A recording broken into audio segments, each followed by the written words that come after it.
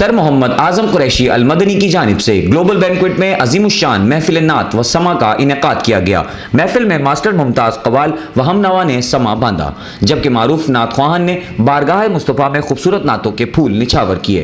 तकरीब में शहर हैदराबाद की मौजूद सियासी, समाजी, फलाही, ताजिर और सहाफ़ती शख्सियात ने खुसूसी शिरकत की।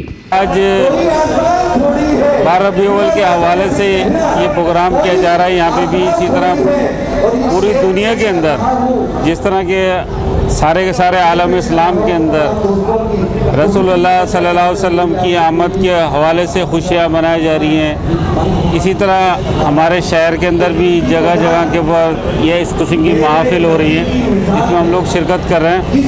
और इसलिए भी शिरकत की जा रही है कि दुनिया के अंदर जिस तरह इस्लामी तालीमात को मस्त करके पेश किया जा रहा है, इस्लाम की असल और हकीकी तस्वीर को लोगों के सामने लाया जाए, ख़ासतौर पर नौजवान नस्ल के आगे दीन की सही तालीमात को बयान किया जाए ताकि उसवा उसना के ऊपर लोग अमल कर सकें, ख़ास तौर पर नौजवान लोग।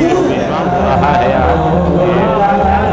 माशाअल्लाह अल्हम्दुलिल्लाह जश्न-ए मिलादुन्नबी सल्लल्लाहु अलैहि वसल्लम सिलसिले में हर साल 11 और 12 गलूबल की रात होता है। अल्लाह ताला ने हुजूर पाक सल्लल्लाहु अलैहि वसल्लम हमें तौफीक अता फरमाई है। उनमें बड़ा अल्लाह का करम अपने आप को समझता हूँ कि अल्लाह ताला ने अपने हबीब पाक के ज़िक्र की तौफीक अता फरमाई।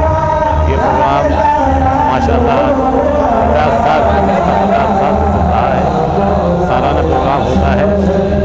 आशिकाने और ख़ास तौर पर शोबा नाज से वाबस्ता अफराद बड़े जोश से मोहब्बत के साथ शिरकत फरमाते हैं।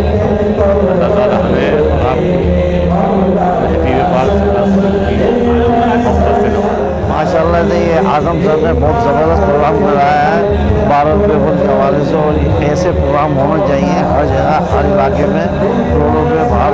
माशाअल्लाह से बहुत ज़बरदस्त प्रोग्राम है।